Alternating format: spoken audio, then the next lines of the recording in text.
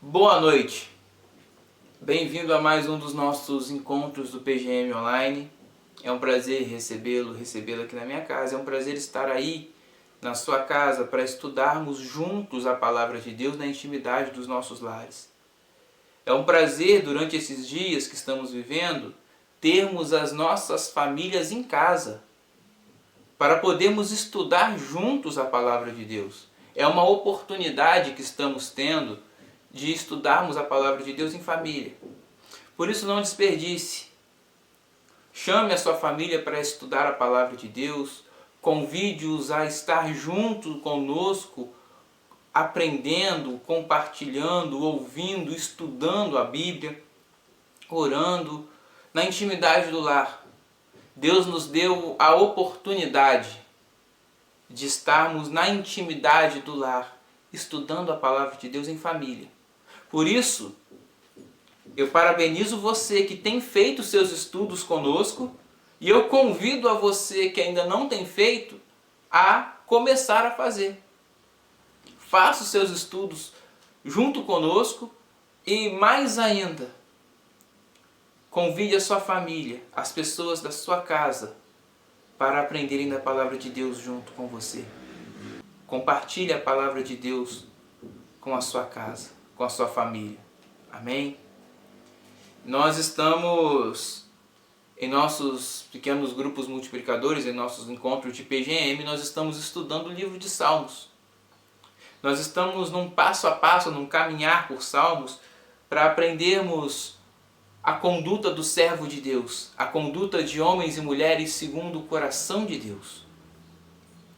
E nesse nosso caminhar, nós já compreendemos uma verdade sobre o livro de Salmos. Eu quero acreditar que você já tenha percebido essa verdade. Que é o livro de Salmos, ele trata de um paralelo entre a vida do servo de Deus e a vida de quem vive como se Deus não existisse. A conduta dos justos e a conduta dos ímpios. O que o Salmo 1 vai chamar de o caminho dos justos e o caminho dos ímpios. E esse caminho ele vai se distanciando cada vez mais. Ele vai indo cada vez mais em direções opostas. O justo e o ímpio, ou aquele que serve a Deus, aquele que vive pela palavra de Deus e aquele que vive como se Deus não existisse. E hoje, no capítulo 19, nós chegamos hoje no capítulo 19, são 19 semanas de estudo já que nós temos. No capítulo 19, esse paralelo, ele começa de uma forma especial. Porque o capítulo 19, inclusive é o tema do estudo de hoje, é Deus. O capítulo 19 inteiro está falando sobre Deus. Se nos outros salmos está falando sobre a nossa posição ou a nossa ação ou reação à realidade ou ao que Deus faz ou ao que passamos nessa vida, aqui no 19 ele nos apresenta Deus. O Salmo 19 nos apresenta Deus de duas formas. São 14 versos. E do verso 1 ao verso 6 é uma forma de apresentar Deus. E do verso 7 ao 14 é outra forma de apresentar Deus. E eu quero ler com você nessa hora o capítulo 19 para a gente conversar um pouco sobre o que o capítulo 19 está falando conosco sobre Deus. Os céus declaram a glória de Deus. O firmamento proclama a obra das suas mãos. Um dia fala disso a outro dia. Uma noite o revela a outra noite. Sem discurso nem palavras, não se ouve a sua voz. Mas a sua voz ressoa por toda a terra, e as suas palavras até os confins do mundo. Nos céus ele armou uma tenda para o sol, que é como um noivo que sai de seu aposento, e se lança em carreira com a alegria de um herói. Sai de uma extremidade dos céus e faz o seu trajeto até a outra. Nada escapa ao seu calor. Essa é a primeira parte, até o verso 6. E o que essa primeira parte está falando? Depois a gente lê a segunda parte, ou a parte B, como você preferir chamar. Vamos primeiro conversar da parte A. O que essa primeira parte está falando? Está falando sobre quem é Deus. Deus é o ser criador de todas as coisas. Deus é extremamente poderoso e detém o controle de toda a criação na palma das suas mãos. A criação como um todo, os dias, os anos, as eras, os tempos, a natureza, as pessoas, os animais, as plantas, tudo está no controle de Deus. E por mais que a gente não perceba, por mais que a gente não entenda, por mais que a gente não veja, Deus continua no controle. Deus continua sendo soberano sobre todas as coisas. Ah, mas o tempo que estamos vivendo é um tempo muito mau, mas os dias que estamos vivendo são dias muito cruéis, com doenças, com enfermidades, com crises, com uma série de fatores que estão tornando a vida angustiável, angustiante. Isso não interfere em nada o controle de Deus sobre todas as coisas. Chesterton, um escritor inglês, cristão e teólogo, ele vai dizer que sempre que falavam para ele: ah, mas se Deus existe, então por que tanta coisa ruim está acontecendo nesse mundo? Se Deus existe, por que tanta maldade, tanta morte, tanta desgraça, tantas notícias ruins, tantas doenças? Se Deus existe, por que então que os dias são tão maus? Chesterton vai responder que tudo é ou respondia quando estava vivo, que tudo é uma questão de perspectiva. Porque ele respondia assim: se Deus não existe, então por que tanta coisa boa acontece nesse mundo? Por que tantas crianças nascem? Por que tantas pessoas se curam de doenças? Por que tanta natureza, tantos animais, tanta harmonia? Por que que o sol continua a brilhar? Por que que as plantações continuam a dar colheitas? Se Deus não existe, então por que há algo belo, há algo bom, há algo que realmente dá prazer nesse mundo? Porque é muito simples falar: ah, Deus não existe, ou onde está Deus, porque tem muita coisa ruim. Mas se nós compreendemos essa parte A do capítulo 19, nós entendemos que tudo que existe está no controle de Deus. Tudo que existe, toda a criação pertence ao Senhor e Ele tem poder sobre toda a criação. E por mais que a gente não entenda o porquê de passarmos pelo que passamos, o porquê de tempos serem maus, o porquê dessa crise mundial que estamos passando, o porquê de estarmos entrando em um novo mundo, ainda assim, nós entendemos que Deus está no controle e que a própria criação nos diz isso. Porque com crise ou sem crise o sol continua a brilhar. Com mudanças na forma como vivemos ou não, os dias continuam a passar. Crianças continuam a nascer.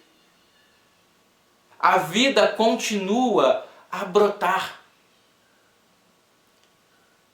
Porque é Deus que faz essa vida continuar. É Deus que faz a vida continuar independente dos tempos. Porque a vida é o próprio Deus. Por isso, ter esse conhecimento de um ser poderoso a quem chamamos de Deus, que nos criou, que nos amou, que se entregou por nós, que mantém a criação e inclusive a nossa própria vida aqui, nos faz passarmos por tempos de crises, confiando nesse Deus. Confiando no amor, no cuidado, no poder desse Deus. Porque o próprio tempo revela isso. As próprias pessoas que às vezes pegam essa doença e depois nós ficamos assustados, angustiados. E quantos nós recebemos notícias que se recuperaram, que voltaram para casa? Quantos de tantas outras doenças, de tantas outras situações, conseguem suportar e voltar para casa? Porque Deus está no controle. Ah, mas e se na minha casa não for assim? Ainda assim, Deus continuará no controle. Ainda assim, tudo continuará exatamente aonde Deus colocou, da forma como Deus fez. Por isso, como servo de Deus, continue a confiar no Senhor, continue a descansar no Senhor, continue a acreditar no Senhor, porque a criação revela para nós que o mundo não é por acaso, a vida não é sorte, a vida é Deus. As coisas não acontecem como num jogo de dados, aleatoriamente. As coisas acontecem porque Deus está no controle de toda a vida, de toda a história, de toda a criação. Amém? E agora eu te convido a ler a parte B, que começa no verso 7. A lei do Senhor é perfeita e revigora a alma. Os testemunhos do Senhor são dignos de confiança e tornam sábios os inexperientes. Os preceitos do Senhor são justos e dão alegria ao coração. Os mandamentos do Senhor são límpidos e trazem luz aos olhos. O temor do Senhor é puro e dura para sempre. As ordenanças do Senhor são verdadeiras, são todas elas justas. São mais desejáveis do que o ouro, do que muito ouro puro. São mais doces do que o mel, do que as gotas do favo. Por elas o seu servo é advertido a grande recompensa em obedecer-lhes.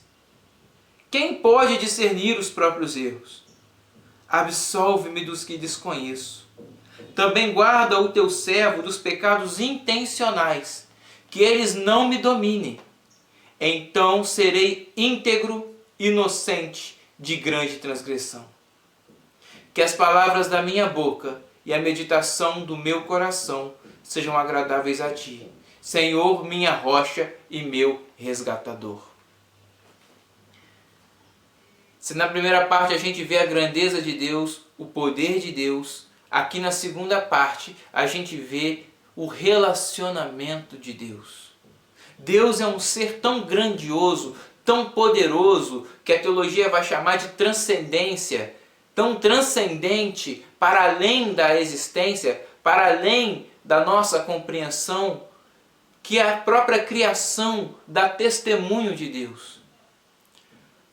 Mas Deus também é um ser que se relaciona com a sua criação. Deus não está distante. Esse ser poderoso que detém o controle de tudo não é um ser que está longe. Não é um ser que criou e foi embora e observa de longe. Não. É um ser que criou e que agora se relaciona com aquilo que ele criou. Ele escolhe se relacionar comigo e com você. E as leis desse Deus, as leis, os preceitos, as ordenanças do Senhor, elas fazem com que nós possamos viver aqui na terra de uma forma excelente, de uma forma maravilhosa. Nós precisamos entender isso, porque enquanto servos de Deus, a vida faz com que passemos pelas mais diversas situações. A vida faz com que a gente enfrente as mais complicadas situações e momentos. Mas Deus é grande, Deus é poderoso, Deus detém o controle da criação na sua mão. E Deus está ao nosso lado, caminhando conosco. Nesse tempo que estamos passando, nesses dias que estamos vivendo, Deus está com você. Deus está se relacionando com você. E às vezes fazemos coisas que a gente nem percebe. Às vezes nos envolvemos em situações ou temos atitudes que são contrárias a Deus, mas a gente nem percebe que está fazendo. A gente nem se dá conta. Mas quando a gente está caminhando com esse Deus que é soberano e poderoso, Ele nos mantém a salvo nessas situações. Ele consegue nos guardar nesses momentos. E Ele nos mantém livres de termos uma culpa dentro de nós daquilo que fazemos intencionalmente, porque Ele vai purificando o nosso ser. Alguns estudos atrás eu disse que eu não acredito em uma oração que não transforme aquele que ora. Eu não acredito em alguém que se diz servo de Deus ou que diz ter comunhão com Deus, mas não é transformado por esta comunhão.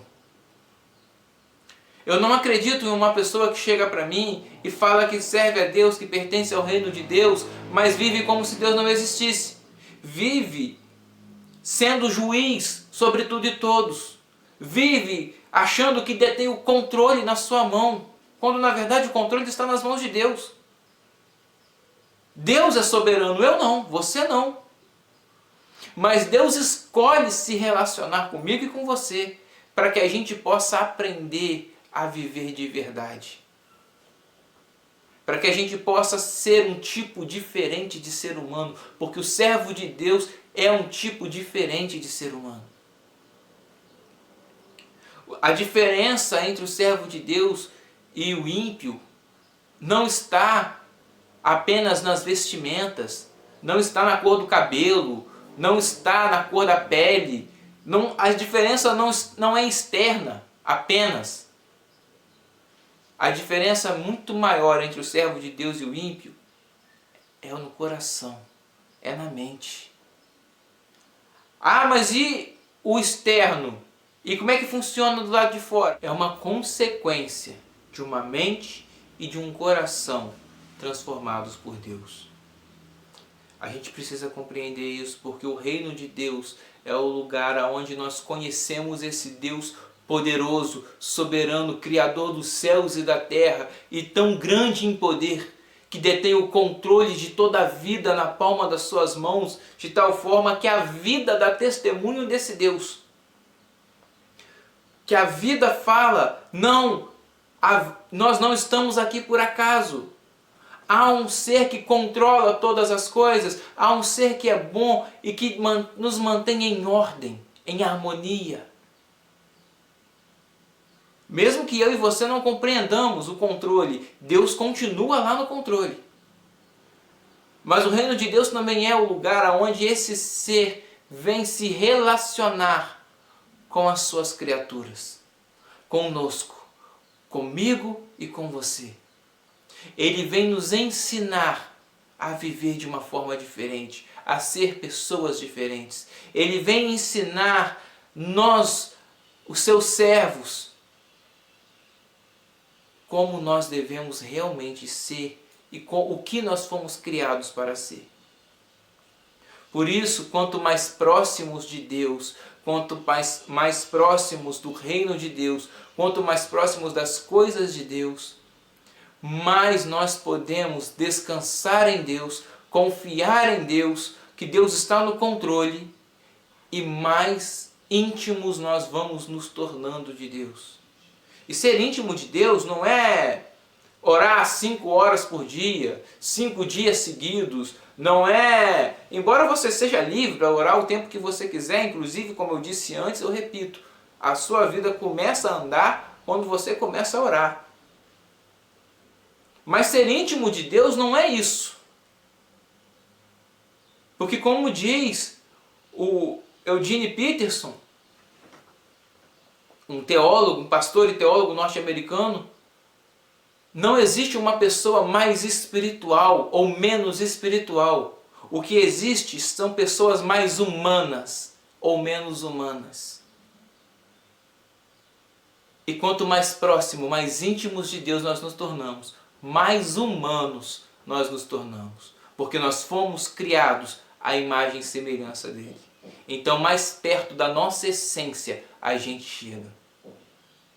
Por isso a gente passa a viver de uma forma mais pura, mais leve, mais livre. Porque é isso que Deus faz conosco. A minha oração nessa noite é que você possa experimentar esse conhecimento de Deus. Quem é Deus? Quando alguém te perguntar, você fala. É um ser que criou todas as coisas. É um ser poderoso que detém o controle da vida e de tudo na palma das suas mãos. Mas que também escolheu vir habitar no meio do seu povo para se relacionar conosco. Por isso Deus é o ser que está além da gente, no seu alto e sublime trono, no controle de todas as coisas e ao mesmo tempo está em nós, dentro da gente, em nosso coração, em nossa mente, nos guiando, nos ensinando, nos consolando, nos capacitando, nos fortalecendo. Que você possa compreender isso e viver por isso. Em tempos de crise, em tempos de paz, Deus está no controle. Deus está no seu alto e sublime trono, mantendo o controle de toda a criação, ainda que a gente não entenda. E Deus está também no coração do seu povo, ensinando o seu povo como eles devem viver, como eles podem realmente ter a imagem e semelhança dele. Amém? Eu queria orar por você nessa hora. Eu te convido a baixar a sua cabeça, fechar os seus olhos aí na sua casa. Pai, muito obrigado. Muito obrigado, ó Pai, porque o Senhor tem cuidado de nós. Muito obrigado, ó Pai, porque o Senhor está no controle de todas as coisas. Que toda a criação, que toda a existência está no controle do Senhor. E que por mais que a gente não compreenda, não perceba, não entenda, ainda assim o Senhor continua no controle de todas as coisas. Por isso, Pai, muito obrigado. Muito obrigado, porque nós podemos confiar e descansar no Senhor. E mais do que isso, muito obrigado, ó Pai, porque nós podemos nos relacionar com o Senhor. Nós podemos aprender com o Senhor como ser o melhor tipo de ser humano que podemos ser. Muito obrigado, ó Pai. Muito obrigado que as palavras que saem da nossa boca, à medida que vamos nos relacionando com o Senhor, e que a meditação do nosso coração sejam completamente agradáveis ao Senhor. Em nome de Jesus, Pai. Em nome de Jesus, abençoe cada lar que me escuta nesta hora. Cada família, ó Pai, que está comigo, que está, ó Pai, acompanhando esses estudos de Salmos. Em nome de Jesus, ó Pai, que sejam abençoados, guardados, cuidados e transformados por Ti. Muito obrigado, ó Pai, por tudo que o Senhor tem feito. Em nome de Jesus, amém. Amém? Que Deus te abençoe, que você tenha uma noite de paz, uma sexta-feira de paz. Você que ainda não faz parte de nenhum dos nossos pequenos grupos, você que ainda não faz o seu estudo na intimidade do lar, na sua casa, você que ainda não juntou a sua família para estudar a palavra de Deus, não perca tempo. Meu número está aparecendo aqui embaixo agora. Entre em contato. Vamos conversar, vamos estudar, vamos aprender a palavra de Deus juntos. Eu tenho certeza que Deus tem grandes coisas para falar e para fazer nas nossas casas nesses dias. Amém? Que Deus te abençoe, que você tenha uma ótima semana, um ótimo final de semana, uma vida em harmonia, em paz e em intimidade com esse Deus soberano, poderoso e criador. Amém? Até a próxima, se Deus quiser.